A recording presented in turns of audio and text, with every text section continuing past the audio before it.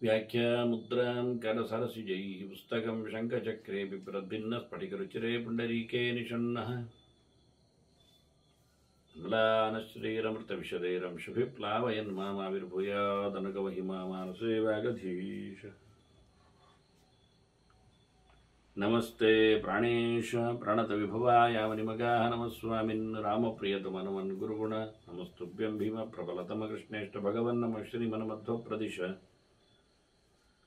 सुदर्शन्नो जय जय श्रीगुरुभ्यो नमः। नारायणं सुरगुरुं जगदेकनाथं भक्तप्रियं सकललोकनमस्कृतं च त्रैगुण्यवर्जितमजं विपुमाद्यमीशं वन्दे भवग्नम् अमरासुरसिद्धवन्द्यं नारायणं नमस्कृत्य नरं चैव नरोत्तमं देवीं सरस्वतीं व्यासं ततो जयमुदीरे। ವೇದವ್ಯಾಸರ ಮಹಾಭಾರತದ ಚಿಂತಕರಿಗೆ ವಂದನೆಗಳು. ಶಾಂತಿ ಪರ್ವದ 173ನೆಯ ಪ್ರವಚನ. ಧರ್ಮರಾಜನಿಗೆ ಆಪದ್ಧರ್ಮದ ಬಗ್ಗೆ ಭೀಷ್ಮರು ತಿಳಿ ಹೇಳುತ್ತಾ ಇದ್ರು.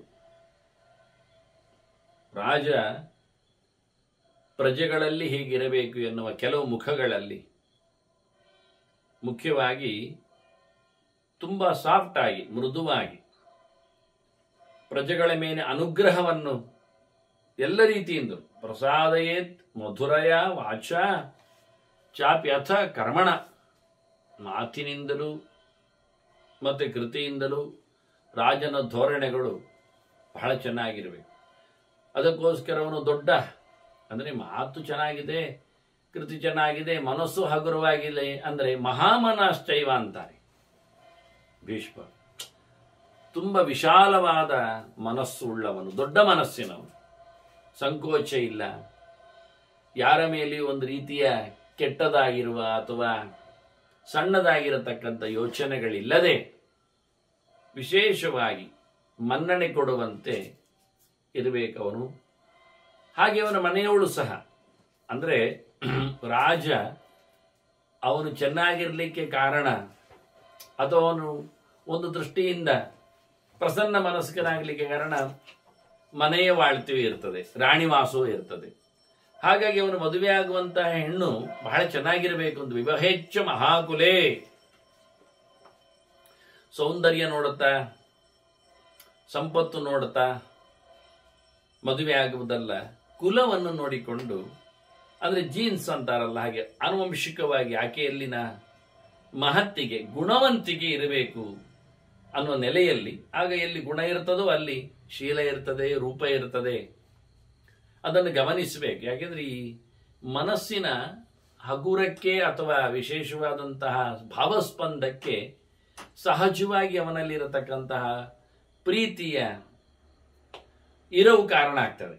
ನಿರಂತರವಾಗಿ ಅವನು ದ್ವೇಷಿಸುವಂತೆ, ಉಪಟಳಕ್ಕೆ ಒಳಗಾದವನಂತೆ, ಉದ್ವೇಗಕ್ಕೆ ಬಿದ್ದವನಂತೆ ಇದ್ದರೆ ಪ್ರತಿಯೊಂದು ಕಡೆಯಲ್ಲಿ ಅದರ ಇನ್ಫ್ಲುಯೆನ್ಸ್ ಪ್ರಭಾವ ಬೀಳುತ್ತದೆ. ಈ ನೆಲೆಯಲ್ಲಿ ಬಹಳ ಚಂದವಾಗಿ ಭೀಷ್ಮರು ರಾಜನಿರಬೇಕಾದ ಕಥೆಯನ್ನು ಉಲ್ಲೇಖ ಮಾಡುತ್ತಾರೆ.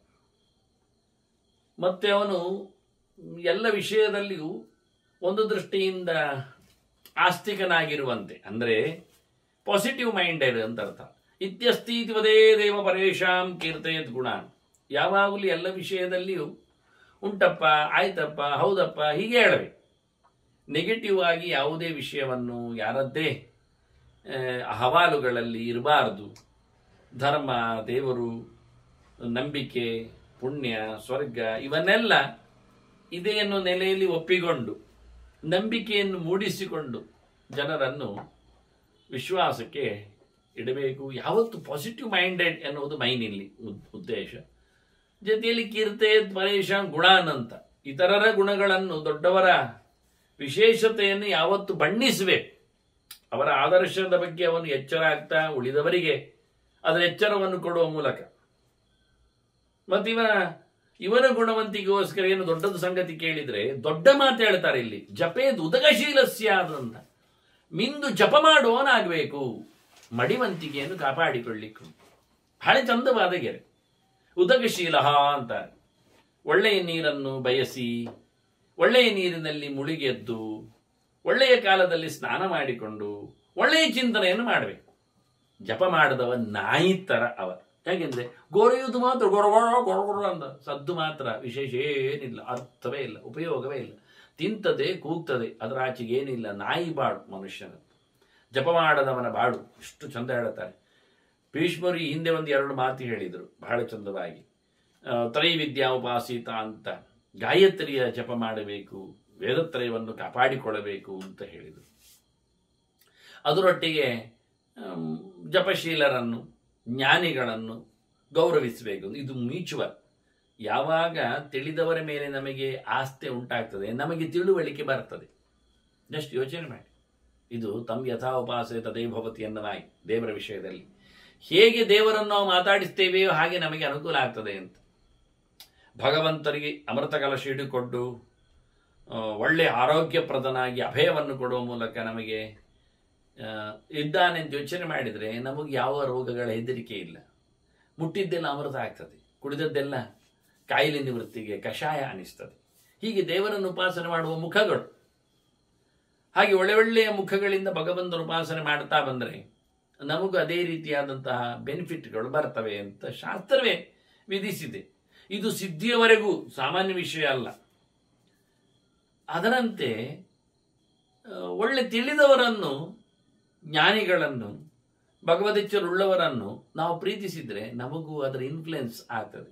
ಅವರ ಅನುಗ್ರಹದಿಂದ, ಅವರ ಒಡನಾಟದಿಂದ, ಕೇವಲ ಅವರ ವಿಶೇಷವಾದ ಆಶೀರ್ವಾದದ ಬಲದಿಂದ ನಮಗೂ ದೇವರ ಮೇಲೆ ಎಚ್ಚರ, ಭಗವಂತನ ಪ್ರಜ್ಞೆ ಇವೆಲ್ಲ ಉಂಟಾಗ್ತದೆ, ಮೂಡುತ್ತದೆ. ಹಾಗಾಗಿ ಅವರು ಹೇಳಿದ್ದು ಹಾಗೆ. ಇದನ್ನು ಕೃಷ್ಣ ಬಹಳಷ್ಟು ಸ್ಪಷ್ಟವಾಗಿ ಅರ್ಜುನನಿಗೆ ಹೇಳಿದ್ದ. ಆಗದೇ ಇದ್ರೆ ಆದವರನ್ನು ಮಾತಾಡಿಸು ಅಂತ.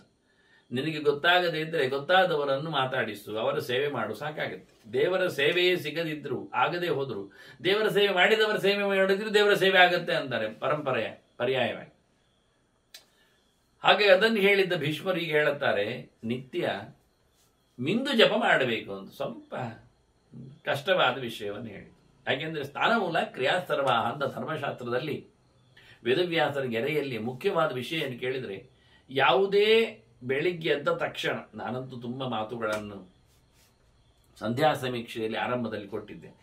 ಜಪ ಅಂತಾದರೂ ಜಪದ ಮೊದಲು ಇರಬೇಕಾದ ಕೆಲಸ ಎನ್ನುವ ನೆಲೆಯಲ್ಲಿ ಸ್ನಾನವನ್ನು ಮುಟ್ಟಿಕೊಂಡಿದ್ದೆ. ಏಳುವಾಗ ಮನುಷ್ಯ ಎಲ್ಲ ಇಂದ್ರಿಯಗಳಲ್ಲಿಯೂ ಮಲವನ್ನು ಪಡೆದಿರ್ತಾನೆ. ಮಲಮೂತ್ರಗಳು ಮಾತ್ರ ಮಲಿನಗಳಲ್ಲ.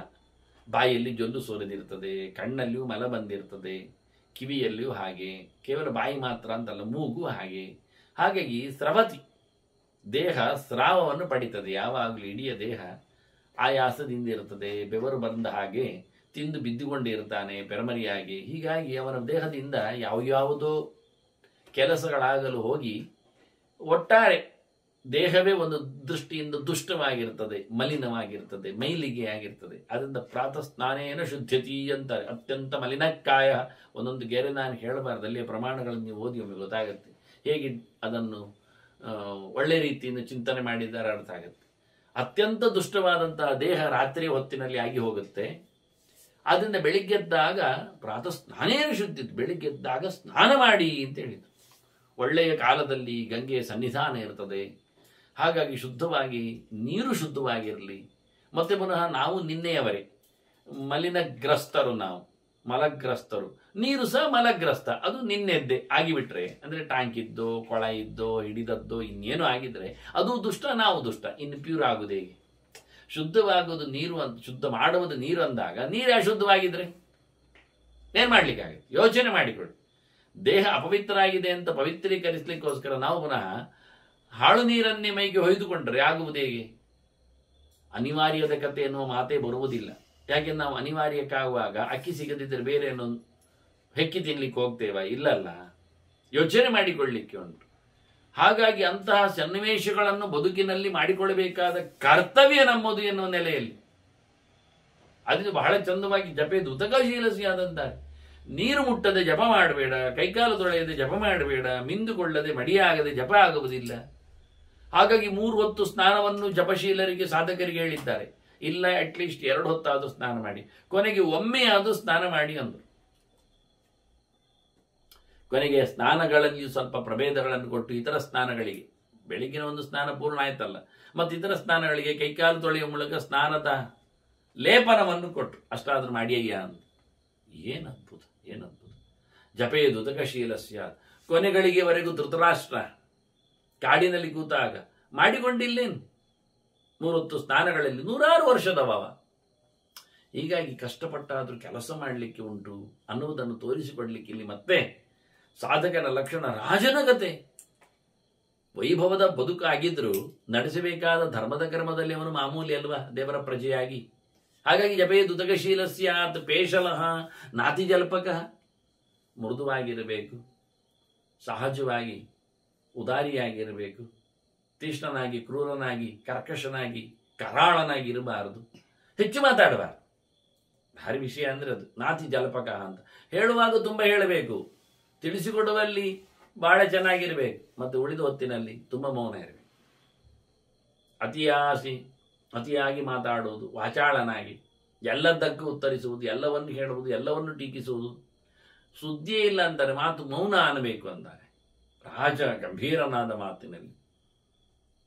ಮತ್ತೆ ಬ್ರಹ್ಮಕ್ಷತ್ರಂ ಸಂಪ್ರವಿಶೇತ್ ಬಹುಕೃತ್ವ ಸುದುಷ್ಕೃತ. ಇಲ್ಲಿ ಬ್ರಹ್ಮ ಕ್ಷತ್ರಂ ಸಂಪ್ರವಿಶೇತ್ ಅಂತ ಹೇಳುವಾಗ ಅನುವಾದ ಸರಿಯಾಗಿಲ್ಲ. ಬ್ರಹ್ಮ ಅಂದರೆ ತಿಳಿದವ ಜ್ಞಾನಿ, ಕ್ಷತ್ರಂ ಅಂದರೆ ಕ್ಷತ್ರಿಯನನ್ನು, ಸಂಪ್ರವಿಶೇತ್ ಅಂದರೆ ಅವನನ್ನು ಮಾತಾಡಿಸಬೇಕು, ಅವನಲ್ಲಿ ಕೇಳಿಕೊಳ್ಳಬೇಕು, ಅವನಲ್ಲಿ ತಿಳಿಯಾಗಬೇಕು.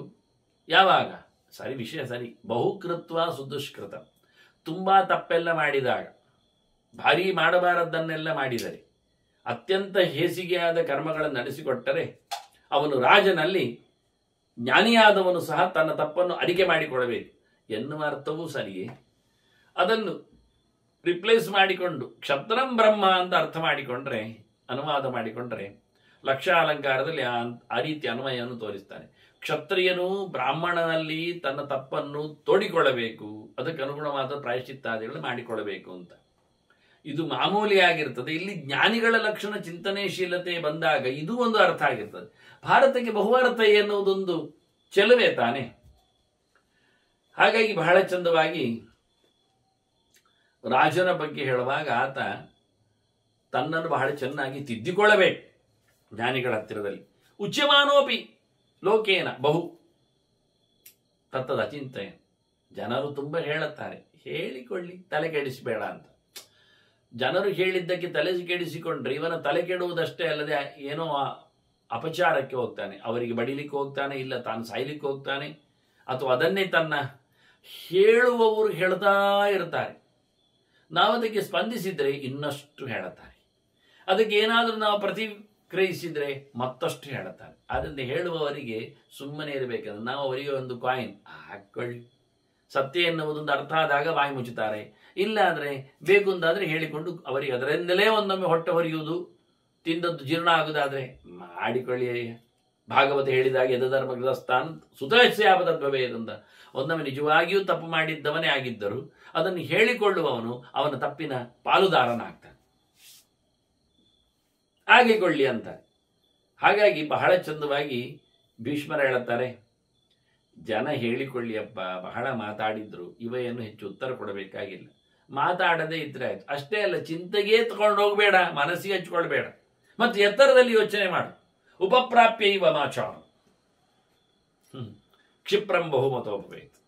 ಭಾರಿ ದೊಡ್ಡ ಒಳ್ಳೆ ಕೆಲಸ ಮಾಡಿ ಜನರಿಗೆ ಅನುರಾಗಕ್ಕೆ ಬೀಳುವಾಗೆ ಆಗಿವೆ. ಯಾವ ಜನರು ಟೀಕೆ ಮಾಡ್ತಾ ಇದ್ರು, ಹಿಂದಿನಿಂದ ಏನು ಹೇಳಿಕೊಳ್ತಾ ಇದ್ರು, ನಿಂದೆಯನ್ನು ನಡೆಸಿಕೊಡ್ತಾ ಇದ್ರು, ಅವರೇ ಗೌರವಿಸ್ತಾರೆ ಕೊನೆಗೆ. ಅಂಥ ದೊಡ್ಡ ಕೆಲಸ ಮಾಡಿಕೊಳ್ಳಿಕ್ಕೆ ಬರ್ತದೆ, ಮಾಡಲಿಕ್ಕೆ ಆಗ್ತದೆ. ಅದನ್ನು ಕೂಡಲೇ ತಿದ್ದಿಕೊಂಡು ಒಳ್ಳೆಯ ಕೆಲಸ ಮಾಡಿಕೊಳ್ಳುವ ಮೂಲಕ ಎಲ್ಲಿ ದೇವರ ವಿಷಯದಲ್ಲಿ ಉಪ ಅಂದರೆ ಭಾರಿ ಎತ್ತರದ ಭಗವಂತನ ಉಪಪ್ರಾಪ್ಯ ಆಚಾರ, ಆಚಾರವನ್ನು ಅತ್ಯಂತ ಎತ್ತರದ ಉಪಾಚಾರ, ಭಗವಂತನ ಬಹಳ ದೊಡ್ಡ ಸಂಗತಿಯ ಚಿಂತನೆಯನ್ನು ನಡೆಸುವ ಮೂಲಕ ಭಾರಿ ದೊಡ್ಡ ಜನ ಆಗಬೇಕು. ಇದರಿಂದ ಜನರಿಗೆ ಭಾರಿ ಗೌರವದ ವ್ಯಕ್ತಿ ಆಗ್ತಾನೆ. ಸುಖಂಚ ವಿತ್ತಂ ಭುಂಜೀತ, ಆನಂದವಾಗಿ ಸಂಪತ್ತನ್ನು ಸಹ ಅನುಭವಿಸಬೇಕು, ಆನಂದವಾಗಿ ಇಡೀ ಲೋಕವನ್ನು ಸಹ, ಎಲ್ಲ ದ್ರವ್ಯವನ್ನು, ಎಲ್ಲವೂ ಸಂಪತ್ತೇ ಒಂದು ದೃಷ್ಟಿಯಿಂದ. ಆರೋಗ್ಯವಾಗಲಿ, ಜ್ಞಾನವಾಗಲಿ, ಪ್ರಜೆಗಳ ಕ್ಷೇಮವಾಗಲಿ, ಎಲ್ಲವನ್ನು ಆರಾಮವಾಗಿ ವೃತ್ತೇನೈತೇನ ಗೋಪಯನ್, ತನ್ನ ಸುಂದರವಾದಂತಹ ಆಚಾರವನ್ನು ಚೆನ್ನಾಗಿ ರಕ್ಷಣೆ ಮಾಡ್ತಾ ಆಚಾರ ತಪ್ಪದಂತೆ ವಿಚಾರಶೀಲನಾಗಿ ಬಹಳ ಚಂದವಾಗಿ ಆನಂದವಾದಂತಹ ಬದುಕು ಅವನದಾಗಲಿ. ಲೋಕೇಚ್ಛ ಲಭತೆ ಪೂಷಾಂ, ಹೀಗೆ ಮಾಡಿದಾಗ ಲೋಕದಲ್ಲಿ ಏನು ಪರತ್ರೇಹ ಮಹತ್ವನಂ, ಉತ್ತರತ್ರ ಸ್ವರ್ಗಾದಿಗಳ ಲೋಕವನ್ನು ಪಡಿತಾನೆ, ಲೋಕದಲ್ಲಿಯೂ ಜನರಿಗೆ ಇಷ್ಟನಾಗ್ತಾನೆ, ತಾನು ತನ್ನ ಸುಖವನ್ನು ಪಡಿತಾನೆ, ಜನರಿಗೂ ಸುಖವನ್ನು ಉಣಿಸ್ತಾನೆ, ಆರಾಮವಾಗಿರ್ತಾನೆ.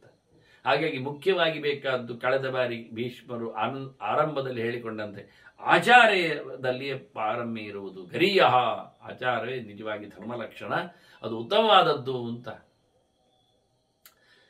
ಈ ಕೃಷ್ಣನ ಮಾತುಗಳಲ್ಲಿ ಎಲ್ಲ, ಅರ್ಜುನನ ಪ್ರಶ್ನೆಗಳಲ್ಲೆಲ್ಲ ಕೆಲವು ಮಾತುಗಳು ಬಂದಿವೆ.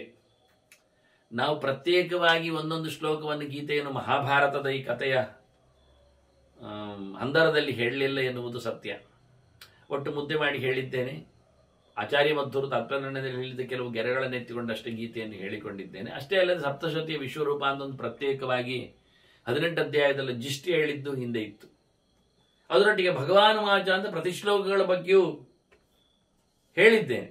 ಆದರೆ ಕೆಲವು ಅದರಲ್ಲಿ ಬಿಟ್ಟೋದದ್ದಿರಬಹುದು. ಹೇಳಿದ್ದೇನೆ, ಅದು ಬ್ರಾಡ್ಕಾಸ್ಟ್ ಆಗದೇ ಇರಬಹುದು. ಮತ್ತೆ ನೋಡುವ. ಅಲ್ಲಿ ಅಪಿಚೇ ಸುದುರಾಚಾರ ಅನ್ನುವ ಬಗ್ಗೆ ಎಲ್ಲ ಮಾತು ಬಂದಿದೆ. ತಪ್ಪು ಮಾಡಿದವನು ದೇವರಿಗೆ ಇಷ್ಟ ಆಗ್ತಾನೆ, ದೇವರಿಷ್ಟನಾಗಿದ್ದರೆ ಅಂತ. ಆ ನೆಲೆಯಲ್ಲಿ ಸ್ವಧರ್ಮೇ ನಿಧನಂ ಹೇಳುವ ಮೂಲಕ ಅವರವರ ಧರ್ಮದಲ್ಲಿ ಭಗವಂತನ ಸ್ವಕರ್ಮಣ ತಮಭ್ಯರ್ಚ್ಯ ಸಿದ್ಧಿಮಿನ್ನದಿ ಮಾನವ ಅಂತ ಕೃಷ್ಣ ಸ್ಪಷ್ಟವಾಗಿ ಹೇಳಿ, ಮಾಡಿದ ಕೆಲಸದಿಂದ ದೇವರನ್ನು ಮೆಚ್ಚಿಸಬೇಕು. ಇನ್ನಿತರ ಕೆಲಸ ಮಾಡಿಕೊಂಡು ದೇವರಿಗೆ ಒಪ್ಪಿಸುವುದಲ್ಲ, ಅವನ ಕೆಲಸ ಮಾಡುವ ಮೂಲಕ ಅಂತ. ಹಾಗಾಗಿ ಒಬ್ಬ ಬೇಟೆಗಾರನ ಬೇಡದವನ ಒಂದು ಕಥೆಯನ್ನು ಹೇಳ್ತಾರೆ. ಕಾಪಚ್ಯ ಅಂತ ಒಬ್ಬ, ಬಹಳ ಚಂದವಾದ ಕಥೆ. ಕೆಲವನ ಗುಣನಡತೆಗಳ ಬಗ್ಗೆ ಕೆಲವು ಮಾತುಗಳನ್ನು ಭೀಷ್ಮರು ಹೇಳುತ್ತಾರೆ. ಬಹಳ ಹಿಂದೆ ಇರುವ ಒಬ್ಬ ಕಾಪಚ್ಯ ಎನ್ನತಕ್ಕ ವ್ಯಕ್ತಿ, ಕಾಪಚ್ಯೋ ನಾಮ ನೈಷಾದಿ. ಅವನು ದಸ್ಯುತ್ವಾತ್ ಸಿದ್ಧಿಮಾಪ್ತವಾನ್. ಅವನು ದಸ್ಯು ಅಂದರೆ ಕಳ್ಳ ಅಂದರೆ ದರಬಡೆಕೋರ ಅಂತ ಇಟ್ಟುಕೊಳ್ಳಿ. ಬೇಟೆಗಾರ, ಕಾಡಿನ ವ್ಯಕ್ತಿ. ಅಂಥವನು ತನ್ನ ಕೆಲಸ ಮಾಡಿಕೊಂಡೇ ಸಿದ್ಧಿಯನ್ನು ಪಡೆದಿದ್ದಾನೆ. ಇದೆಂತ ಮಾರ್ರೆ, ಬೇಟೆಗಾರರಿಗೂ ಒಂದು ಧರ್ಮ ಉಂಟ? ಹೌದು, ಬೇಟೆ ಧರ್ಮ ಉಂಟು. ಅದೆಷ್ಟು ಚೆನ್ನಾಗಿರ್ತದೆ. ಬೇಟೆಯ ಕಥೆಯನ್ನು, ಬೇಟೆಯವನ ನಿಯಮಗಳೇನಿರ್ತವೆ ನಮಗೆ ಗೊತ್ತಿಲ್ಲ. ಕಾಡಿನಲ್ಲಿ ಕೂತ ಬೇಟೆಗಾರ ಅವನ ಬದುಕನ್ನು ಹೇಗೆ ಸವೆಸ್ತಾನೆ ಎನ್ನುವುದು ನಮಗೆ ಬೇಕು. ನಾವು ಕಾಡಿಗೆ ಹೋಗದವರು ಅಥವಾ ಬೇಟೆಗಾರರಲ್ಲಿ ಬಾರದವರು. ಆದ್ದರಿಂದ ಒಬ್ಬ ಬೇಟೆಗಾರನು ಸಹ ಸಿದ್ಧಿಯನ್ನು ಪಡೆದ ಕಥೆಯನ್ನು ಹೇಳುವಾಗ ಭೀಷ್ಮರು ನೋಡಿ, ಮಹಾಭಾರತದಲ್ಲಿ ಹೆಸರು ಪಡೆದ ಒಬ್ಬ ವ್ಯಕ್ತಿ. ಒಂದು ಮಾತು ಬರುತ್ತೆ, ವೇದದಲ್ಲಿ ಬಂದಿರತಕ್ಕಂತಹ ಮಾತುಗಳು ಸಾಧಕರು ಅವರು ದೊಡ್ಡ ಮಟ್ಟಿನ ನಮಗೆ ಆದರ್ಶರಾಗಿ ಸ್ಮರಣೀಯರಾಗ್ತಾರೆ ಅಂತ. ಇನ್ನು ವೇದದಲ್ಲಿ ಬಾರದವರು ಇದ್ದಾರೆ, ಅನಾಖ್ಯಾತ ದೇವತೆಗಳು ಒಂದು ಬರ್ತದೆ, ಹೆಸರು ಪಡೆಯದವರು ಅಂತ. ನೋಡಿ, ಹೆಸರು ಹೇಳಲಿಲ್ಲವರನ್ನು ಅಂದ್ರೆ ಸ್ವಲ್ಪ ಅವರು ಗಣ್ಯರಲ್ಲ ಅಂತ ಅರ್ಥ. ರಾಕ್ಷಸರ ವಿರೋಧಿಗಳಲ್ಲ ಬಗ್ಗೆ, ಇದು ಸಾಧಕರ ಬಗ್ಗೆ ಹೇಳಿದ್ದ, ನೆನಪಿಟ್ಟುಕೊಳ್ಳಬೇಕಾದವರ ಕಥೆ. ಅಂದ ಭಾರತ ಹೇಳಿದ ದೇವತೆಗಳ ಹೆಸರುಗಳು ಅಂದ್ರೆ, ಭಾರತದಲ್ಲಿ ಬಂದಿರತಕ್ಕಂಥ ಹೆಸರುಗಳು ಅಂದ್ರೆ ಒಂದು ದೊಡ್ಡ ಸಂಗತಿಯೇ. ಬಹಳ ಎತ್ತರದ ಮಟ್ಟದ ಗುಣವಂತಿಕೆ ಉಳ್ಳವರು ಅಂತ ಅರ್ಥ. ಹಾಗಾಗಿ ಅದು ದೇವತೆಗಳ ಹೆಸರು ಹೇಳಿ, ಗಂಧರ್ವರದ್ದು ಹೇಳಿ, ಅಪ್ಸರದ್ದು ಹೇಳಿ, ಸಿದ್ಧರದ್ದು ಹೇಳಿ, ಸಾಧಕರದ್ದು ಹೇಳಿ, ಮನುಷ್ಯೋತ್ತಮರದ್ದು ಹೇಳಿ, ಜೊತೆಯಲ್ಲಿ ನಾಗಗಳದ್ದು ಹೇಳಿ, ವಿದ್ಯಾಧರದ್ದು ಹೇಳಿ, ಎಲ್ಲರೂ ದೊಡ್ಡ ಸಂಗತಿ ಅಂತ ಅರ್ಥ. ಅದರಿಂದ ವೇದದಲ್ಲಿ ಹೆಸರು ಪಡೆದವರನ್ನು ಗೌರವಿಸುವುದರಲ್ಲಿ, ಹೇಳಿಕೊಳ್ಳುವುದರಲ್ಲಿ, ಪೂಜಿಸುವುದರಲ್ಲಿ ಬಹಳ ಅರ್ಥ ಇದೆ. ನಮಗಂತೂ ಸಿಗತಕ್ಕಂಥ ಬಹಳ ದೊಡ್ಡದಾದ ಮಾತಾಡುವ ವೇದ ಅಂದ್ರೆ ಪಂಚಮ ವೇದ ಮಹಾಭಾರತವೇ. ಅದು ವೇದಕ್ಕಿಂತ ನಮಗಿಲ್ಲ ಅಂತ. ಅಂದ ಮಹಾಭಾರತದಲ್ಲಿ ಒತ್ತಟ್ಟಿಗೇನೆ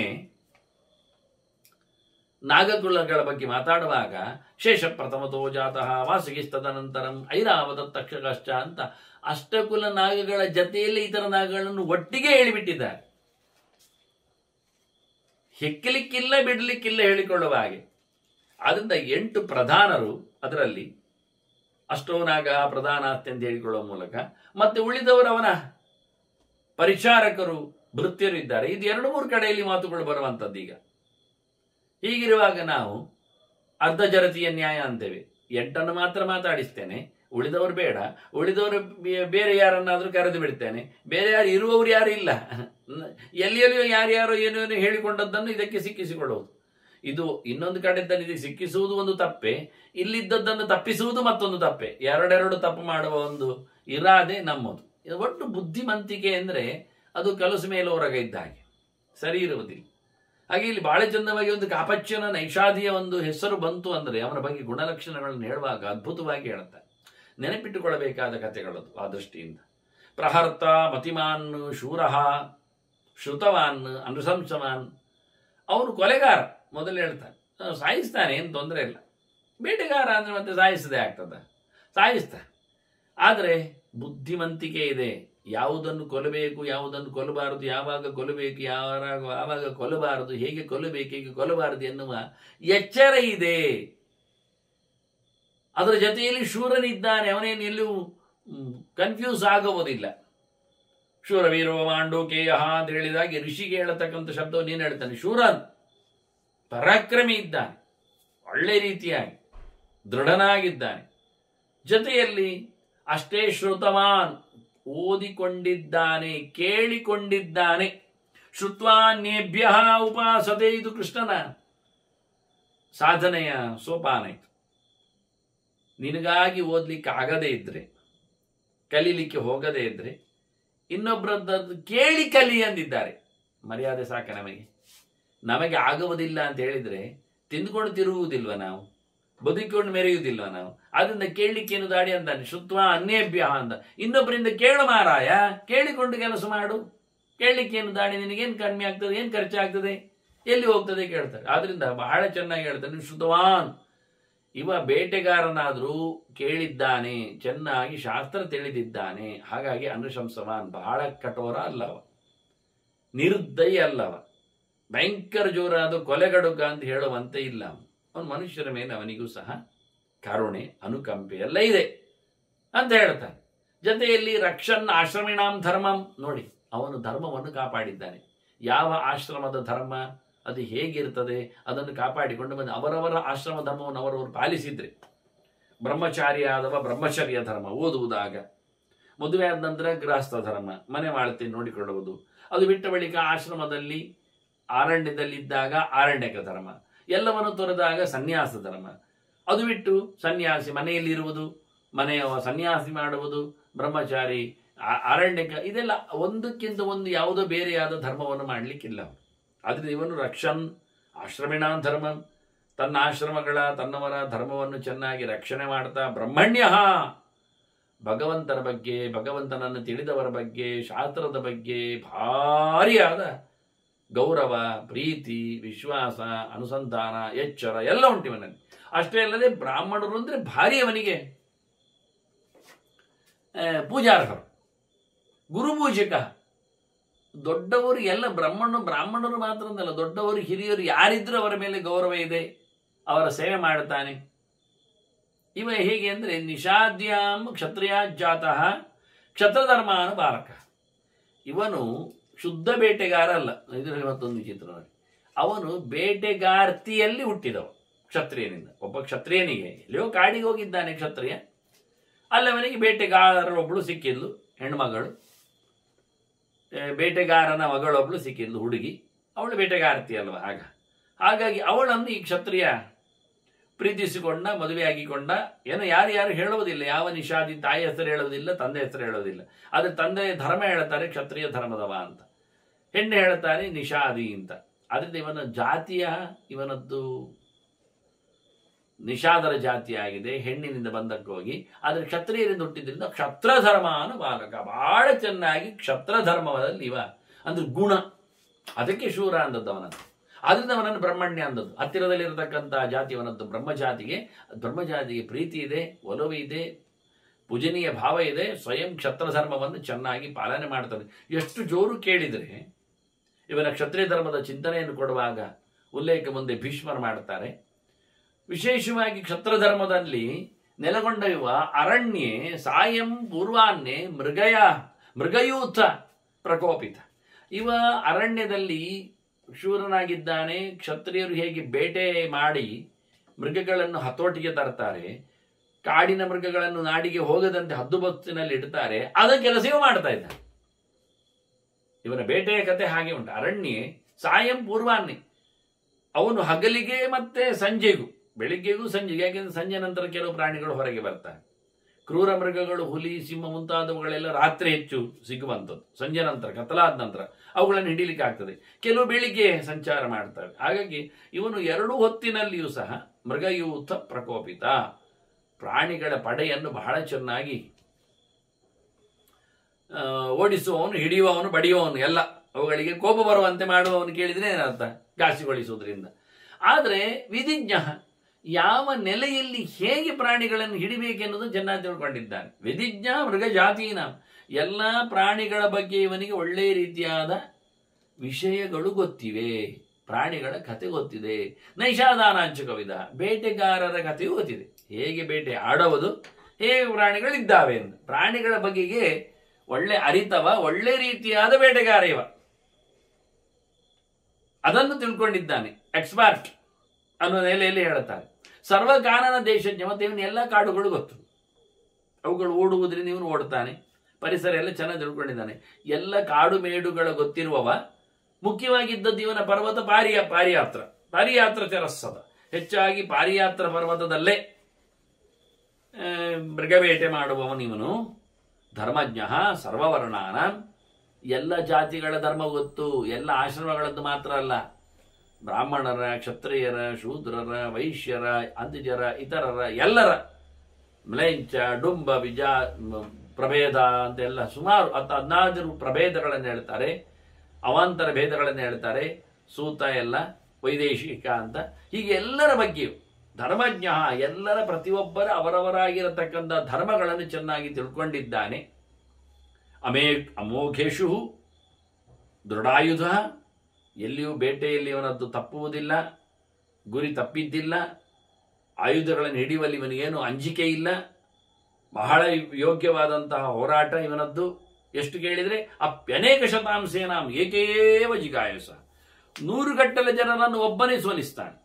ನೋಡಿ, ಅದಕ್ಕೆ ಕ್ಷತ್ರಧರ್ಮದ ಬಗ್ಗೆ ಮಾತಾಡಿದ್ದು. ಅಂದ್ರೆ ರಾಜರಿಗೆ ಸಹಾಯವನ್ನು ಕೊಡ್ತಾನೆ ಅಂತ ಅರ್ಥ. ಕಳೆದ ಬಾರಿ ಭೀಷ್ಮರು ಹೇಳುವಾಗ ಹೇಳಿದರು, ಬೇಕಾದಾಗ ಒಳ್ಳೆ ಪಡೆಗಳು ಅಂದ್ರೆ ರಾಜನಿಗೆ ಎಕ್ಸೆಸ್ ಪಡೆಗಳು, ಸೇನೆ ಪಡೆಗಳು ಅಂದ್ರೆ ದೇಶದಲ್ಲಿರುವವರಷ್ಟೇ ಅಲ್ಲ, ಹೊರಗಿನವರು, ಕಾಡಿನಲ್ಲಿರುವವರು, ಬೇಟೆಗಾರರು, ಪರ್ವತ ನಿವಾಸಿಗಳು, ಇವರು ಬೇಕಾದಾಗ ರಾಜನಿಗೆ ರಕ್ಷಣೆಗೆ ಗಡಿ ಕಾವಲಿನಲ್ಲಿ ಉಪಯೋಗಕ್ಕೆ ಬರುವವರು ಅಂತ ಹೇಳಿಕೊಂಡು ಅವರನ್ನು ದುಡ್ಡು ಕೊಟ್ಟು ಪಡೆದು ಹೋರಾಟದಲ್ಲಿ ತರಿಸಬೇಕು, ನಡೆಸಬೇಕು ಅಂತ. ಇದನ್ನು ದುರ್ಯೋಧನ ಮಾಡಿದ್ದ ಪಾಂಡವರ ಮೇಲೆ ಮಾಡುವಾಗ. ದುಶ್ಯಾಸನನ ಪಡೆಗಳಂತೆ ಅವುಗಳೆಲ್ಲ, ಶಕುನಿನ ಪಡೆಗಳು ಇದ್ದವಂತೆ ಅಂಥದ್ದೆಲ್ಲ. ಅದನ್ನೆಲ್ಲ ನಾವು ಕಥೆಯಲ್ಲಿ ಕೇಳಿದ್ದೇವೆ, ಹೋರಾಟದ ಅಂಗಳಕ್ಕೆ ಹೋದಾಗ, ರಣಾಂಗಣದಲ್ಲಿ ನೆಲೆಗೊಂಡಾಗ. ಈಗ ಇಲ್ಲಿ ಅವರನ್ನು ಹೇಳ್ತಾರೆ ಬಹಳ ಚೆನ್ನಾಗಿ, ಇವ 100 ಗಟ್ಟಲೆ ಜನರನ್ನು ಒಬ್ಬನೇ ನಿಂತು ಹೋರಾಟ ಮಾಡಿ ಸೋಲಿಸುವವನಿದ್ದಾನೆ, ಅಷ್ಟು ಜೋರಿದ್ದ. ಎಲ್ಲ ಅವನದ್ದು ಅಂಗಳದಲ್ಲಿನ, ಕಾಡಿನಲ್ಲಿನ, ಅವನ ಧರ್ಮದಲ್ಲಿನ, ಬೇಟೆಯಲ್ಲಿನ ಕತೆ ಹೇಳಿದ್ರು. ಇವನೊಂದು ದೊಡ್ಡ ಸಿದ್ಧಿ ಅಂತ ಪಡೆಯುವುದು ಇದರಲ್ಲಿ ಕೇಳಿದರೆ ನೋಡಿ, ಮಾತು ಕೇಳಿಲಿ.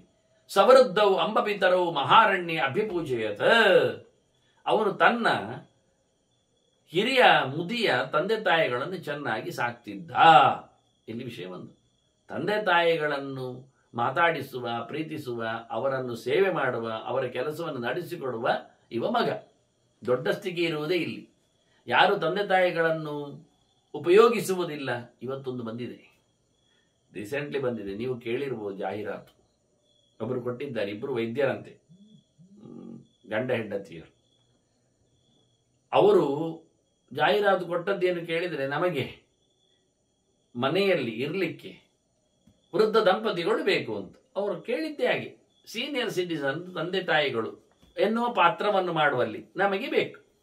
ಯಾಕೆ, ನಮ್ಮ ಮಕ್ಕಳಿದ್ದಾರೆ, ಅವರು ಅವರ ಕೆಲಸದಲ್ಲಿ ಎಲ್ಲಿಯೋ ಪರದೇಶಗಳಲ್ಲಿ ಇದ್ದಾರೆ, ನಾವು ನಮ್ಮ ಪಾಡಿಗೆ 2 ವೈದ್ಯರಿದ್ದೇವೆ. ನಮ್ಮ ಮನೆಯಲ್ಲಿ ಆಳು ಕಾಳುಗಳಿಗೇನು ಕಮ್ಮಿ ಇಲ್ಲ, ಎಲ್ಲ ಕೆಲಸವರು ಮಾಡ್ತಾರೆ. ಆದರೆ ಅವರಾರು ಸಹ ನಮ್ಮನ್ನು ದುಡ್ಡಿಗಿದ್ದಾರೆ, ಕೆಲಸ ಮಾಡ್ತಾರೆ, ಹೋಗ್ತಾರೆ. ಆದರೆ ನಮ್ಮ ಮನೆಯಲ್ಲೇ ಉಳ್ಕೊಳ್ಳಿಕ್ಕೆ 2 ಸೀನಿಯರ್ ಸಿಟಿಸನ್ ನಮಗೆ ಬೇಕು. ಅವರಿಗೆ ಉಚಿತವಾದ ವ್ಯವಸ್ಥೆ ಇರಲಿಕ್ಕೆ ಬೇಕಾದ ಹಾಗೆ, ಅವರು ಏನು ಕೆಲಸ ಮಾಡಲಿಕ್ಕಿಲ್ಲ, ಕೇವಲ ನಮ್ಮನ್ನು ಮಾತಾಡಿಸ್ಲಿಕ್ಕೆ. ನಾವು ಯಾಕೆ ತಡ ಬಂದೆವು, ಎಲ್ಲಿ ಹೋಗಿ ಬಂದ್ರಿ, ಏನು ವಿಷಯ ಅಂತ ನಮ್ಮನ್ನೊಂದು ಪ್ರೀತಿಯಿಂದ ಮಾತಾಡ್ಲಿಕ್ಕೆ ಒಂದು 2 ಜನ ಬೇಕು ನಮಗೆ ಅಂತ ಹೇಳಿಕೊಂಡು ಅಡ್ವರ್ಟೈಸ್ಮೆಂಟ್. ಜಾಹೀರಾತು ಹೇಗೆ ಬಂದಿದೆ ಕೇಳಿದ್ರೆ, ಈಗ ತಂದೆ ತಾಯಿಗಳು ಬೇಕು ಅಂತ ಬಂದಿದೆ. ಈ ಒಂದು ಕಡೆಯಲ್ಲಿ ಹೊರಗಾಕುವವರು, ನೋಡಿಕೊಳ್ಳದವರು, ಅನಾಥರ ಮಾಡುವವರು, ವೃದ್ಧಾಶ್ರಮ. ಈಗ ಇನ್ನು ವೃದ್ಧಾಶ್ರಮ ಖಾಲಿ ಆಗುತ್ತೆ ಈ ರೀತಿಯಾಗಿ ಜಾಹೀರಾತು ಬಂದರೆ. ಅವರು ಇನ್ನು ವೃದ್ಧಾಶ್ರಮಕ್ಕೆ ಹೋಗಿ ದಮಯತಕ್ಕೆ ಹಾಕಿ 1-2 ಪರ್ಚೇಸ್ ಮಾಡಿ ತಗೊಂಡು ಹೋಗ್ತಾರೆ. ಇವರು ಡಾಕ್ಟರ್ ಆದ್ರಿಂದ ವೈದ್ಯಕೀಯ ಸವಲತ್ತು ಬೇರೆ ಬೇಕಾಗಿಲ್ಲ, ಚೆನ್ನಾಗಿ ಇವರೇ ನೋಡಿಕೊಳ್ತಾರೆ ಅವರನ್ನು. ಇವ ನೋಡಿ, ಕಾಡಿನಲ್ಲಿ ಬೇಟೆಯಲ್ಲಿ ತಂದೆ ತಾಯಿಗಳನ್ನು ಬಹಳ ಚೆನ್ನಾಗಿ ಆರಾಧನೆ ಮಾಡ್ತಾ. ಈ ಧರ್ಮವ್ಯಾಧನ ಕಥೆಯಿಂದ ಇನ್ನೊಂದು ಕಥೆ ಇದೆ. ತಂದೆ ತಾಯಿಗಳನ್ನು ನೋಡಿಕೊಳ್ಳುವ ಒಬ್ಬ ಕಾಪಚ್ಯ, ನೆನಪಿಟ್ಕೊಳ್ಳಿ. ಕಾಪವ್ಯ ಅಂತಲೂ ಕರೀತಾರೆ ಕೆಲವರು. ಕಾಪಚ್ಯ ಅಂದ್ರೆ ನಿಜವಾದ ಮಾತು ಅವನದ್ದು. ಅಂದ್ರೆ ಅವನ ದುಡಿತದ ಮೇಲೆ ಇರತಕ್ಕ ಹೆಸರು. ಪಚನ ಅಂದ್ರೆ ಅಡುಗೆ ಅಂತ ಅರ್ಥ. ಕ ಅಂದ್ರೆ ಕುತ್ಸಿತ ಅಂತ ಅರ್ಥ. ಅಪಚ್ಯ ಅಂದ್ರೆ ಮಾಡಬಾರದು ಅಂತ ಅರ್ಥ. ಅಡುಗೆ ಮಾಡಬಾರದನ್ನು ಹಾಳಾಗಿ ನಡೆಸಿಕೊಡುವವನು ಎನ್ನುವ ಅರ್ಥದಲ್ಲಿ. ಮಾಡಬಾರದ ಕೆಲಸ ಮಾಡ್ತಾ ಇದ್ದಾನೆ ಅಂದ್ರೆ ಬೇಟೆಯಲ್ಲಿ ಅಡುಗೆ ಮಾಡಿ ತಿಂದ ಹಾಕು. ಇನ್ನು ಮುಂದೆ ನೋಡುವವನ ಕರೆತೆ ಅರ್ಥ ಆಗುತ್ತೆ. ಹೆಸರಿನ ಅರ್ಥ ಬರಬೇಕಾದ್ರೆ ಅವನ ಚರಿತೆ ಪೂರ ಕೇಳಲಿಕ್ಕೆ. ತಂದೆ ತಾಯಿಗಳವರೆಗೆ ನಾವು ಬಂದೀವಿ. ಈಗ ಗೊಂಡಾರಣ್ಯ ದೊಡ್ಡ ಕಾಡು, ಅದರಲ್ಲಿ ಬಹಳ ಚೆನ್ನಾಗಿ ತಂದೆ ತಾಯಿಗಳನ್ನು ನೋಡಿಕೊಳ್ಳುತ್ತಾ ಇದ್ದಾನೆ. ಮುಗಿದೋಯ್ತಲ್ಲ, ಅವನ ಯಶಸ್ಸಿನ ಗುಟ್ಟು ನಮಗೆ ಅರ್ಥ ಆಯ್ತು. ಹೇಗೆ ನೋಡಿಕೊಳ್ಳುತ್ತಾನೆ ಕೇಳಿದ್ರೆ, ಮಧುಮಾಂಸೈಹಿ ಮೂಲಫಲೈಹಿ ಅನ್ನೈಹಿ ಉಚ್ಚಾವಚೈರಪಿ ಸತ್ಕೃತ್ಯ ಭೋಜಯಾಮಾಸ ಸಮ್ಯಕ್ ಪರಿಚಚಾರ. ಅವರನ್ನು ಚೆನ್ನಾಗಿ ಸಾಕ್ತಾ ಇದ್ದಾನೆ. ಅವರಿಗೆ ಬೇಕಾದಾಗ ಕುಡಿಯಲು ಕೊಡ್ತಾನೆ, ತಿನ್ನಲಿಕ್ಕೆ ಮಾಂಸ ಇರ್ತಾನೆ, ಮೂಲಗಳನ್ನು ನೆಲದಡಿಯಲ್ಲಿ ಬೆಳೆಯುವುದನ್ನು ಕೊಡ್ತಾನೆ, ನೆಲದ ಮೇಲೆ ಬೆಳೆಯುವ ಹಣ್ಣುಗಳನ್ನು ಕೊಡ್ತಾನೆ, ಬೇಯಿಸಿ ಹಾಕ್ತಾನೆ, ಅಡುಗೆ ಮಾಡಿ ಹಾಕ್ತಾನೆ. ಎಲ್ಲ ಬಗೆಯ ಅಡುಗೆಗಳು, ದೊಡ್ಡ ಸೈಜಿನದ್ದು, ಸಣ್ಣ ಸೈಜಿನದ್ದು, ಅಂದರೆ ಐಟಮ್ಸ್ಗಳು ಹೇಳಿ. ಉಚ್ಚಾವಚೈಹಿಂದ ಎಂತ ಹೈಫೈ ಕ್ಲಾಸ್ ಇದ್ದು ಅಂತ, ಭಾರಿ ಶ್ರೀಮಂತರು ಊಟ ಮಾಡುವಂಥದ್ದು ಅದು ಉಂಟು, ಬಡವರು ಊಟ ಅದು ಉಂಟು. ರೊಟ್ಟಿ ಅಂಬಲಿ ಉಂಟು, ಅದು ಉಂಟು. ನಮ್ಮಲ್ಲಿ ರೊಟ್ಟಿ ತಿನ್ನುವುದು ಹೇಗೆ ಗೊತ್ತಿಲ್ಲ ಕೆಲವರಿಗೆ, ಅಂಬಲಿ ಏನು ಅಂತ ಕೆಲವರಿಗೆ ಗೊತ್ತೇ ಇಲ್ಲ. ಜೊತೆಯಲ್ಲಿ ಮಣ್ಣಿ ಸಹ ಅರ್ಥ ಆಗುವುದಿಲ್ಲ ಕೆಲವರಿಗೆ.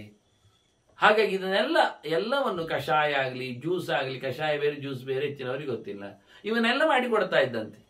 ಹೀಗಾಗಿ ಅವರನ್ನು ಚೆನ್ನಾಗಿ, ಅದೇನು ಉಪಚಾರ ಅಂದರೆ ಭಾರಿ ಪ್ರೀತಿಯಲ್ಲಿ, ಕುಡೀರಿ ಸಾಯಿಲಿ ಅಂತಲ್ಲ, ಅವರು ಹೇಳಿದಾಗ ಹೇಳಿದ್ದನ್ನು ಮಾಡಿಕೊಟ್ಟು ಮಾಡಿದಷ್ಟೇ.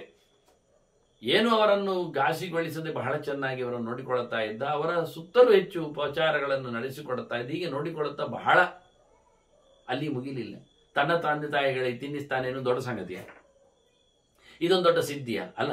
ತಂದೆ ತಾಯಿಗಳನ್ನು ನೋಡಿಕೊಳ್ಳುತ್ತಾನೆ ಎನ್ನುವುದೊಂದು ಪ್ಲಸ್, ಸರಿ, ಅದು ಮಾಡಬೇಕಾಗ್ತು. ಅವ್ರು ನೋಡಿಕೊಂಡಿದ್ದಕ್ಕೆ ನೋಡಿಕೊಂಡಿದ್ದಾನೆ ಇಟ್ಟುಕೊಳ್ಳುವ. ಅದನ್ನು ಹೇಳಿಕೊಳ್ಳುವಷ್ಟು ದೊಡ್ಡ ಸಂಗತಿ ಅಲ್ಲ ದೇವರಿಗೆ. ನೋಡಿ, ಮುಂದುವರಿಸಿ.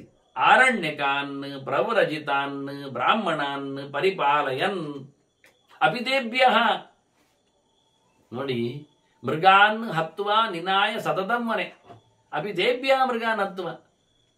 ಅಲ್ಲಿ ಕಾಡಿನಲ್ಲಿ ಅರಣ್ಯಕ್ಕೆ ಅಂತ ವಾಸಕ್ಕೆ ಅಂತ ಬರೋರು ಇರ್ತಾರೆ, ಮತ್ತು ಹೋಗುದಿಲ್ಲ. ಅರಣ್ಯಕರು ತರ್ತಾರೆ, ಗೃಹಸ್ಥಾಶ್ರಮ ಬಿಟ್ಟು, ಮನೆ ಮಂದಿಯನ್ನು ಬಿಟ್ಟು ಕಾಡಿನಲ್ಲಿ ಇರ್ಲಿಕ್ಕೆ ಬರ್ತಾರೆ. ಅವರಿಗೆ ತಿನ್ಲಿಕ್ಕೆ ಏನು ಬೇಡವಾ? ಮತ್ತೆ ಪ್ರವ್ರಜಿತಾನ್, ಕೆಲವರು ಸನ್ಯಾಸಿಗಳು ಇದ್ದಾರೆ. ಅವರು ಪ್ರವ್ರಜ್ಯ ಅಂದ್ರೆ ಹೋಗ್ತಾ ಇರೋದು, ಅಲ್ಲೇ ಇರುವುದಿಲ್ಲ. ಬಂದಿರ್ತಾರೆ, ಕಾಡಲ್ಲಿ ಇರ್ತಾರೆ, ಮತ್ತೆ ಮುಂದುವರಿತಾರೆ. ಕಾಡಿನಲ್ಲಿ ಎಷ್ಟೋ ಸಮಯ ಉದ್ದ ಕಾಡಿರ್ತದೆ, ದೊಡ್ಡ ಬೆಟ್ಟ ಗುಡ್ಡಗಳು ಎಲ್ಲ ಇರ್ತವೆ. ಅದನ್ನ ನಾವು ನಡ್ಕೊಂಡು ಹೋಗೋದ್ರಿಂದ ಮುಂದುವರಿಬೇಕಾದ್ರೆ 10-50-100 ಮೈಲುಗಳು ಇರ್ಲಿಕ್ಕೆ ಹೋಗಿ ಒಮ್ಮೆಲೇನು ಪಾಸ್ ಆಗುವುದಿಲ್ಲ. ಅವರು ಒಂದು 16 ದಿನ ಆ ಕಾಡಲ್ಲಿ ಸಿಗ್ತಾರೆ. ಇವನಿಗೆ ಸಿಗ್ತಾರೆ, ಇವನಷ್ಟು ದೊಡ್ಡ ಕಾಡಲ್ಲೆಲ್ಲ ತಿರುಗಿದವ.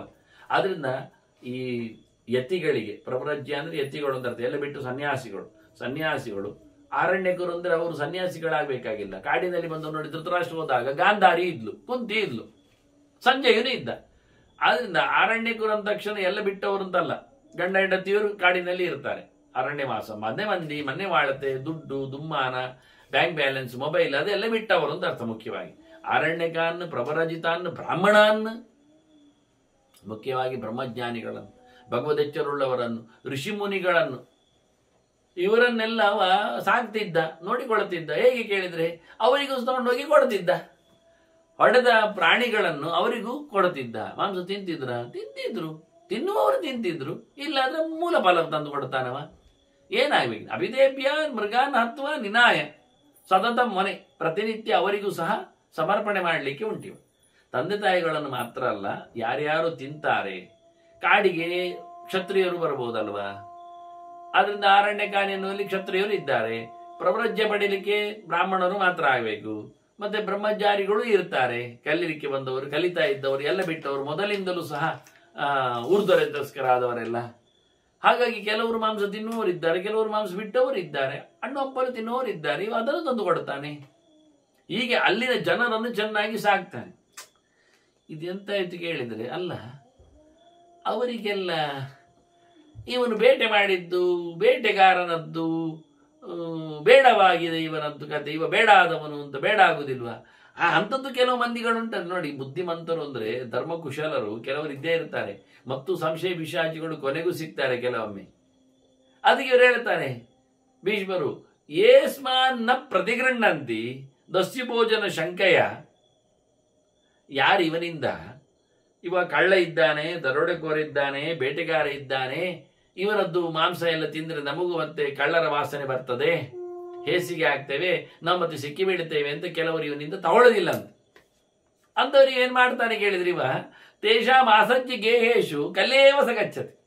ಅವರ ಮನೆಗೆ ಬೆಳಿಗ್ಗೆ ತಂದಿಟ್ಟು ಹೋಗಿ ಬಿಡುದಂತೀವ. ಅವರು ಎಚ್ಚರ ಆದಾಗ ಅಲ್ಲಿ ಬಾಗಿಲ ಪಕ್ಕದಲ್ಲಿ ಅಲ್ಲಿ ಮನೆ ಉಂಟು ನೋಡಿ, ಗುಡಿಸಲು ಕಟ್ಟಿರ್ತಾರೆ, ಅದರ ಪಕ್ಕದಲ್ಲಿ ಮಾಂಸ ಎಲ್ಲ ಜಗಲಿಯಲ್ಲಿಟ್ಟು ಹೋಗುದಂತೀವ.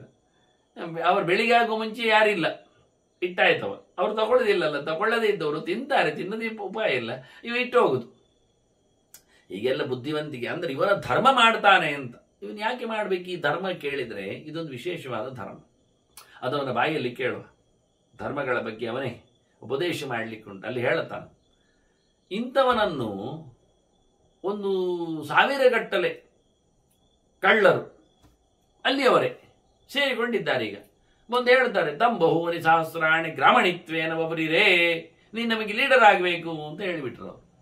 ಇವನ ಒಳ್ಳೆತನ ನೋಡಿ, ಇವನ ವಿಶೇಷತೆ ನೋಡಿ, ಸಾವಿರಾರು, ಎಂತ ವಿಚಿತ್ರ, ನಿರ್ಮರ್ಯಾದಾನಿ ದಸ್ಯೂನಾಂ ನಿರಣಕ್ರೋಶಕಾರಿಣಂ, ನಿರ್ದಯವಾಗಿ ಕೊಂದು ಹಾಕುವ, ಬಡಿಯುವ, ಒಂದು ಚೂರು ಯಾರ ಮೇಲೆಯೂ ದಯೇ ಇಲ್ಲದ, ಚೌಕಟ್ಟೆ ಇಲ್ಲದ, ಶಾಸ್ತ್ರದ ನೆಲೆಯೇ ಇಲ್ಲದ, ಒಟ್ರೆ ಬಿಟ್ರೆ ಇರತಕ್ಕಂಥ ಕಳ್ಳರ 1,000 ಪಡೆ ಇವನನ್ನು ಲೀಡರ್ ಮಾಡಿಕೊಂಡವು. ಕೇಳಿದವು, ಒಂದು ನೀನು ನಮಗೆಲ್ಲ ಲೀಡರ್, ನೀನು ಹೇಳಿದಾಗ ಕೇಳುತ್ತೆ, ನಮಗೆ ನೀನು ಒಳ್ಳೆಯವನ್ನದು ಗೊತ್ತಾಗಿದೆ, ನಿನ್ನ ತನ ನನಗೆ ಬೇಕು, ಹಾಗಾಗಿ ಆಗ್ತದ ಅಂತ ಕೇಳಿಕೊಂಡು ಅವರು ಬಂದು ಕೇಳುತ್ತಾರೆ. ಎಷ್ಟು ಕೇಳಿದ್ರೆ, ನಮ್ಮನ್ನು ನೀನು ಕಾಪಾಡಲಿಕ್ಕಿನ್ನು, ಪಾಲಯಾಸ್ಮಾನ್ ಯಥಾ ನ್ಯಾಯಂ ಯಥಾ ಮಾತ ತಥಾಪಿತ, ನಮಗೆ ಅಪ್ಪ ಅಮ್ಮ ಇದ್ದಾಗೆ ನೀನು, ಆಯ್ತಾ.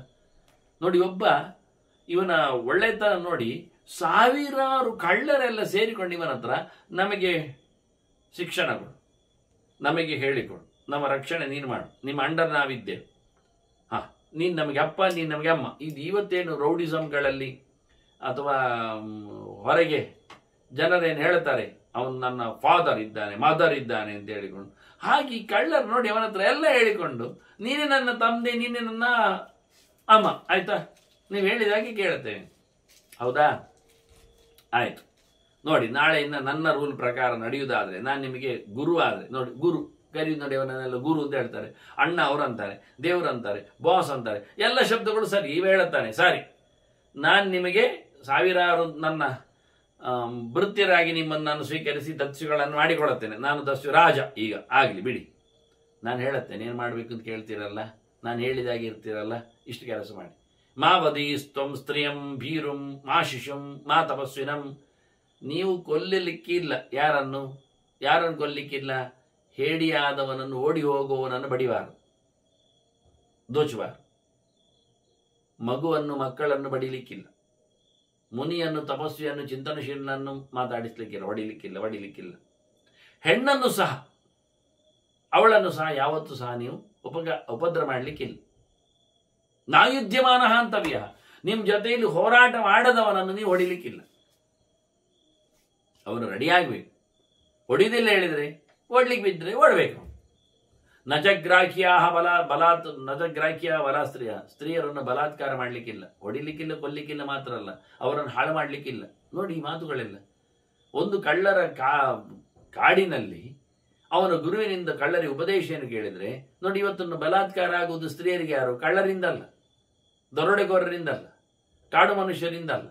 ಮತ್ತೆ ನಿಜವಾಗಿ ಕಾಡಿನಲ್ಲಿ ಹೆಣ್ಣು ಬಲಾತ್ಕಾರಿಸಲ್ಪಡುವಂಥದ್ದು ನಾಡಿನ ದೊಡ್ಡ ದೊಡ್ಡ ಗುಡಿಗಾರರಿಂದ, ಗುಡಿಗಾರದ ಶಬ್ದ ಅದು ಕೆಲಸದವರನ್ನು ಹೇಳಿದ್ದಲ್ಲ, ದೊಡ್ಡ ಮಂಡೆ ಮಾಡಿಕೊಂಡವರಿಂದ ಆಗುವಂಥ. ಏನು ಮಾಡುವ ಇದಕ್ಕೆ, ಹೇಗೆ ಹೇಳುವ?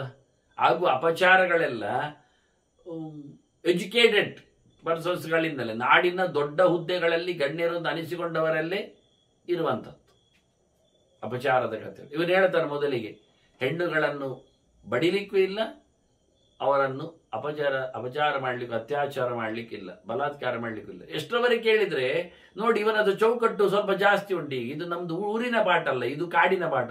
ಸರ್ವತಾ ಸ್ತ್ರೀನ ಹಂತವ್ಯ ಸರ್ವಸತ್ವೇಶು ಬುದ್ಧ್ಯತ.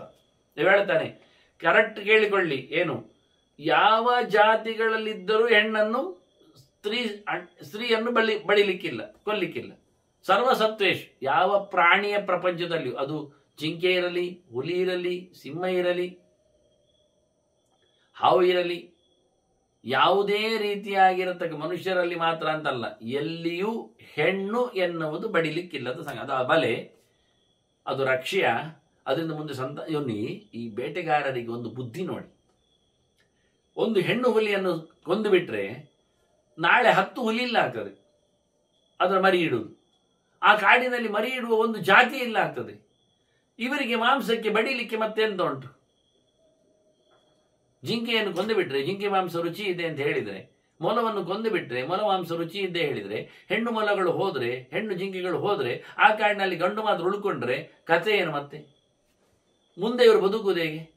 ಇವರ ಪಿಳ್ಳೆಗಳಿದ್ದಾಗ ಬದುಕುವ ಕಥೆ ಹೇಗೆ? ಇವತ್ತು ಊಟ ಮಾಡಿದ್ರು, ನಾಳೆ ಇವರ ಸಂತಾನಕ್ಕೆ ಈ ತಲೆ ಯಾರಿಗಿಲ್ಲ ನೋಡಿ. ಧರ್ಮಶಾಸ್ತ್ರ ಏನು ಮಾತಾಡುತ್ತೆ, ಏನು ಹೇಳುತ್ತೆ ನೋಡಿ. ಎಷ್ಟು ಎತ್ತರದ ಸ್ಥಾನಮಾನವನ್ನು ಸ್ತ್ರೀಯರಿಗೆ ಸಮಾಜ ಶಾಸ್ತ್ರ ಕೊಟ್ಟಿದೆ ಅಂತ.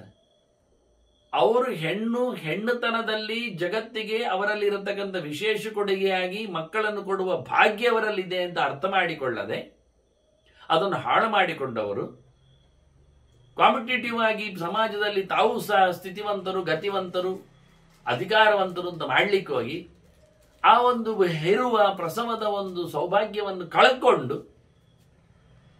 ಏನೂ ಇಲ್ಲದವರಾಗಿ ಇದರಿಂದ ಸಮಾಜವನ್ನು ಸೊನ್ನೆ ಮಾಡ್ತಾ ಇದ್ದಾರೆ, ಹಾಳು ಮಾಡ್ತಾ ಇದ್ದಾರೆ. ಇದು ಮನುಷ್ಯ ಸಮಾಜಕ್ಕೆ ಮಾತ್ರ ಅಲ್ಲ, ಟೋಟಲಿ ಎಲ್ಲ. ಈ ಗೆರೆ ಒಂದು ಸಣ್ಣ ಗೆರೆ, ಇಡೀ ಭಾರತದಲ್ಲಿ ಒಂದು ಸರ್ತಿ ಬರುವ ಗೆರೆ ಇದು. ಇವರ ಮಾತಿನಲ್ಲಿ ಹುಡುಕಬೇಕಾದ ಗೆರೆಗಳಿತ್ತು. ಇಷ್ಟು ಚೆನ್ನಾಗಿ ಗೆರೆ ಇಲ್ಲ. ಸರ್ವತಾ ಸ್ತ್ರೀನ ಹಂತವ್ಯ ಸರ್ವಸತ್ವೇಶು ಬುದ್ಧ್ಯತಾ ಅಂತ ಚೆನ್ನಾಗಿ ಕೇಳಿಕೊಳ್ಳಿ, ತಿಳ್ಕೊಳ್ಳಿ, ಎಚ್ಚರಾಗಿರಿ ಅಂತ ಹೇಳೋ ಮೂಲಕ ಯಾವ ಜಾತಿಗಳಲ್ಲಿದ್ದದ್ದು ಫೆಮೇಲ್ ಮುಟ್ಲಿಕ್ಕಿಲ್ಲ, ಹೊಡಿಲಿಕ್ಕಿಲ್ಲ, ಬಡಿಲಿಕ್ಕಿಲ್ಲ. ಅದು ನಮಗೆ ನೋಡಿ, ಅದು ಮುಂದಕ್ಕೆ ಹೋಗಿ ಸಂತಾನವಾಗಿ ಸರ್ಕಲ್ ಏನು ಹೇಳ್ತಾರೆ, ಪ್ರಾಣಿಗಳು ಒಂದಕ್ಕೊಂದು ತಿಂದು ಬದುಕುವಂತ ಕಥೆ ಅಂತ ಹೇಳಿಕೊಂಡು ಹೆಣ್ಣು ಕಪ್ಪೆಯನ್ನೆಲ್ಲ ಇಲ್ಲಿ ಮಾಡಿಬಿಟ್ರೆ ಮತ್ತೆ ಸೊಳ್ಳೆಯನ್ನು ತಿನ್ನುವ ಕಪ್ಪೆಗಳು ಎಲ್ಲಿಂದ ಬರಬೇಕು ನಮಗೆ ಅಲ್ವಾ? ಹಾಗೆ ಪ್ರಾಣಿ ಸಂಕುಲಗಳ ಬದುಕನ್ನು ಎಷ್ಟು ಜನ ನಿತ್ಯಂಗೋ ಬ್ರಾಹ್ಮಣೇ ಸ್ವಸ್ತಿ. ಇನ್ನೊಂದು ಮಾತಾಡ್ತಾನೆ, ದನಕ್ಕೆ ಮತ್ತೆ ಬ್ರಾಹ್ಮಣರಿಗೆ ಯಾವತ್ತು ಒಳ್ಳೆಯದಾಗುವಂತೆ ಇರಬೇಕು, ಅವರಿಗೆ ಪತ್ರ ಮಾಡ್ಲಿಕ್ಕೆ ಹೋಗ್ಬೇಕು. ಗೋಬ್ರಾಹ್ಮಣ ಹಿತ ಎನ್ನುವುದನ್ನು ಯಾವತ್ತು ಕಾಪಿಟ್ಟುಕೊಳ್ಳಿ. ಎಲ್ಲಿವರೆಗೆ ಅಂದ್ರೆ ಯೋದ್ಧವ್ಯಂ ಚ ತದರ್ಥತಃ, ದನಕ್ಕಾಗಿ ಬ್ರಾಹ್ಮಣನಿಗಾಗಿ ಯುದ್ಧ ಮಾಡಬೇಕು ನೀವು. ಬೇಕಾದರೆ ಅವರನ್ನು ಬದುಕಿಸ್ಲಿಕ್ಕೆ ಒಂದು ದನದ ಮೇಲೆ ಒಂದೊಮ್ಮೆ ದೌರ್ಜನ್ಯ ಆಗ್ತಾ ಇದ್ರೆ ಅವನನ್ನು ಬಡಿದು ದನವನ್ನು ರಕ್ಷಣೆ ಮಾಡಬೇಕು. ಯಾರಾದರೂ ದೋಚುತ್ತಾ ಇದ್ರೆ ದನವನ್ನು, ಅವರನ್ನು ನಿಲ್ಲಿಸಿ ದನವನ್ನು ಬದುಕಿಸ್ಬೇಕು. ಕಡಿಲಿಕ್ಕೋ ಎಳಿಲಿಕ್ಕೋ ಯಾರಾದ್ರೂ ಹೋಗಿದ್ರೆ ದನದ ರಕ್ಷಣೆಯಲ್ಲಿ ನೀವು ನೋಡ್ಬೇಕು. ನೋಡಿ, ಬೇಟೆಗಾರರಿಗೆ ದನವನ್ನು ಕಡಿಲಿಕ್ಕಿಲ್ಲ, ದನವನ್ನು ಬಡಿಲಿಕ್ಕಿಲ್ಲ. ದನ ಬಡಿಯುವವರನ್ನು ಬಡಿಲಿಕ್ಕುಂಟು, ಅವರಿಗೆ ಹೊಡಿಲಿಕ್ಕುಂಟು. ಹಾಗೆ ಬ್ರಹ್ಮಜ್ಞಾನಿ ಬಗ್ಗೆ, ಒಬ್ಬ ತಿಳಿದವನ ಬಗ್ಗೆ, ಜ್ಞಾನಿಯ ಬಗ್ಗೆ, ಋಷಿಮುನಿಗಳ ಬಗ್ಗೆ ಹೊಡಿಲಿಕ್ಕಿಲ್ಲ, ಬಡಿಲಿಕ್ಕಿಲ್ಲ. ಅವನನ್ನು ಕಾಪಾಡೋದ್ರಲ್ಲಿ ನೀವು ಯಶಸ್ವಿಗಳಾಗಬೇಕು. ಅದಕ್ಕೋಸ್ಕರ ಯುದ್ಧ ಮಾಡಬೇಕು ಅಂತ. ಸಸ್ಯಂಚ ನಾಪಾರ್ಥವ್ಯ, ಮತ್ತೆ ಮರಗಿಡಗಳನ್ನೆಲ್ಲ ಕಡಿಯುವುದಲ್ಲ. ಮರಗಿಡಗಳಿಲ್ಲದಿದ್ರೆ ಪ್ರಾಣಿಗಳಿಲ್ಲ ಆಗ್ತವೆ, ಪ್ರಾಣಿ ಪಕ್ಷಿಗಳು ವಲಸೆ ಹೋಗ್ತವೆ. ವಲಸೆ ಹೋದ್ರೆ ಮತ್ತೆ ನಮಗೆ ಊಟ ಇಲ್ಲ ಆಗ್ತದೆ. ಅದನ್ನ ನೋಡಿ ಇವರು ಎಷ್ಟು ಚೆನ್ನಾಗಿ ಬದುಕನ್ನು ಇಟ್ಟುಕೊಳ್ತಾರೆ ಅಂದ್ರೆ, ಇವರಿಗೆ ಮದ್ದಿಗೂ ಬೇಕು. ಮತ್ತೆ ಒಂದು ಜಾತಿಯ ಮದ್ವೆ ಇಲ್ಲ ಆಗ್ತದೆ. ಕೊನೆ ಯಾವುದೊಂದು ಸಸ್ಯ ಗೊತ್ತಿಲ್ಲದೆ ಕಡದಾಗಿದ್ರೆ, ಇರುವುದೊಂದೇ ಆಗಿದ್ರೆ ಕಾಡಿನಲ್ಲಿ. ಸಸ್ಯಂಚ ನಾಪಾರ್ಥವ್ಯಂ, ತಿನ್ಲಿಕ್ಕೆ ಬೇಕು ಹಣ್ಣು, ನಮಗೆ ಪ್ರಾಣಿಗಳಿಗೂ ಬೇಕು, ಮರಗಿಡಗಳನ್ನು ಕಡಿಯಬೇಡಿ ಅಂತಾನೆ. ಸೀರ ವಿಗ್ರಂಚ ಮಾಕೃತಾಹ, ಇನ್ನು ಗದ್ದೆ ಅದಕ್ಕೆಲ್ಲ ಅಡ್ಡ ಮಾಡ್ಲಿಕ್ಕೆ ಹೋಗಬೇಡಿ, ಕೃಷಿ ಮಾಡ್ಲಿಕ್ಕೆ ಬಿಟ್ಟುಕೊಡಿ, ಅದನ್ನೆಲ್ಲ ತಪ್ಪಿಸಬೇಡಿ. ಪೈರು ನಾಶ ಮಾಡುವುದು, ಬೆಂಕಿ ಹಾಕುವುದು, ಅದನ್ನೆಲ್ಲ ಮಾಡುವ. ಕೃಷಿಗೂ ವಿಘ್ನ ಮಾಡಬೇಡಿ, ಮರಗಿಡಗಳನ್ನು ಕಡಿಲಿಕ್ಕೆ ಬೇಡಿ, ಬೋಳಿಸಬೇಡಿ. ಪೂಜ್ಯಂತೆ ಯತ್ರ ದೇವಾಶ್ಚ ಪಿತರಃ ಅತಿಥಯಶ್ಚ. ಎಲ್ಲಿ ದೇವ ಕಾರ್ಯ ಆಗ್ತದೆ, ಯಜ್ಞಯಾಗಗಳು, ಎಲ್ಲಿ ಪಿತೃಕಾರ್ಯ ಆಗ್ತದೆ, ಶ್ರಾದ್ದ ತರ್ಪಣಾದಿಗಳು, ಎಲ್ಲಿ ಅತಿ ಸತ್ಕಾರ ಆಗ್ತದೆ, ಊಟ ಉಪಚಾರಗಳು, ಅಲ್ಲಿ ಎಲ್ಲ ಅನ್ಯಾಯ ಮಾಡ್ಲಿಕ್ಕೆ ಹೋಗ್ಬೇಡಿ, ಅವ್ರು ಮಾಡಿಕೊಳ್ಳಿ. ಎಲ್ಲಿ ಪಂಚಯಜ್ಞ ನೋಡಿ, ಈ ಪಂಚಯಜ್ಞಗಳು ಇದು ಎರಡು, ಒಂದು ನೃಯಜ್ಞ ಭೂತಯಜ್ಞ ಬಿಟ್ಟರು, ಮತ್ತೆಲ್ಲಿ ಇಟ್ಟುಕೊಂಡ್ರು. ಒಳ್ಳೆ ಒಳ್ಳೆಯ ಧರ್ಮ ಕರ್ಮಗಳ ಮಾಡುವಲ್ಲಿ ಎಲ್ಲ ನಿಮ್ಮದು ಆಕ್ಷೇಪ ಇರಬಾರದು, ವಿಘ್ನ ಬರಬಾರದು, ಅದು ಹೇಳುತ್ತಾರೆ. ಬಹಳ ಚೆನ್ನಾಗಿ ತಿಳಿಸಿಕೊಳ್ಳಿಕ್ಕೆ, ಸರ್ವಭೂತೇಶು ಅಪಿ ವರಹ ಬ್ರಾಹ್ಮಣ ಮೋಕ್ಷವಿಚ್ಛತಿ. ಎಲ್ಲ ಕಡೆಯಲ್ಲಿ ಅತ್ಯಂತ ಶ್ರೇಷ್ಠನಾದ ಬ್ರಾಹ್ಮಣನಿಗೆ ಯಾವತ್ತೂ ಧಕ್ಕೆ ಬರದಂತೆ, ವಿರೋಧ ಆಗದಂತೆ, ತೊಂದರೆಯಾಗದಂತೆ ನೋಡಿಕೊಳ್ಳಿ, ಇದು ಮುಖ್ಯ ವಿಷಯ ಅಂತಾನೆ. ಕಾರ್ಯ ಚಾಪಜಿದಿಸ್ತೇಶಾಂ, ಅವರ ಸೇವೆ ಮಾಡಬೇಕು, ಅವರನ್ನು ಉದ್ಧಾರ ಮಾಡಲಿಕ್ಕೆ ನೋಡಬೇಕು. ನಿಮ್ದು ಎಲ್ಲ ಬೇಕಾದರೂ ಅವನಿಗೆ ಸಮರ್ಪಣೆ ಮಾಡಿ. ಸರ್ವಸ್ವೇನಾಭಿಭಾವೇ, ಎಲ್ಲವನ್ನು ಕಳ್ಕೊಂಡ್ರೂ ಪರವಾಗಿಲ್ಲ, ಅವನನ್ನು ಮೆಚ್ಚಿಸಬೇಕು. ಯಸ್ಯ ತ್ವೇತೆ ಸಂಪ್ರದುಷ್ಟಾಹ ತಸ್ಯ ವಿದ್ಯಾತ್ ಪರಾಭವಂ. ಯಾರಿಗೆ ಬ್ರಾಹ್ಮಣರು ಕೋಪ ಮಾಡಿಕೊಂಡ್ರು ಆಗ್ತದೋ ಅವರು ಸೋಲುವುದು ಗ್ಯಾರಂಟಿ. ಯಾರಿಗೆ, ಒಬ್ಬ ಕ್ಷತ್ರಿಯನಿಗಿರಲಿ, ವೈಶ್ಯನಿಗಿರಲಿ, ಸೇವಾಕಾರನಿಗಿರಲಿ, ಎಲ್ಲಿ ಬ್ರಾಹ್ಮಣ ಕೋಪಗೊಂಡನೋ ಯಾರ ವಿಷಯದಲ್ಲಿ ಅವನು ಸೋತದ್ದು ಗ್ಯಾರಂಟಿ. ನತಸ್ಯ ತ್ರಿಶುಲೋಕೇಶು ತ್ರಾತಾ ಭವತಿ ಕಶ್ಚನ. ಇನ್ನು ಅವನನ್ನು ರಿಪೇರಿ ಮಾಡುವ, ಉದ್ಧಾರ ಮಾಡೋ, ರಕ್ಷಿಸುವ, ಪ್ರಾಯಶ್ಚಿತ್ತ ಹೇಳೋ ಈ ಜಗತ್ತಿನಲ್ಲಿಲ್ಲ ಅಂತ.